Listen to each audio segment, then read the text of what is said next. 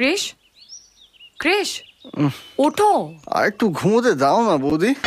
বৌদি, খেয়েছি রে। আসলে কি বর্ষা জানো, ওই মানে আজকে স্বপ্নে বৌদি এসেছিল। মানে? মানে কি বলবো তো, আসলে কি আমি তো অনাথ, তাই রোজই আমি স্বপ্ন দেখি যে আমার একটা বিশাল বড় পরিবার আছে, সেখানে দাদু দিদা, বাবা মা, দাদা বৌদি সবাই মিলে রয়েছি। তাই রোজ কেউ না কেউ আমার স্বপ্নে আসে। আজকে যেমন বৌদি এসেছিল। আসলে কি বর্ষা, আমার আমার পরিবারকে আমি খুব মিস করি, তো ওই জন্যই। আর মিস করবে না, আমরা দুজন মিলে একটা সুন্দর সংসার বানাবো, যেখানে শুধু তুমি আর আমি। শুধু তুমি আর আমি?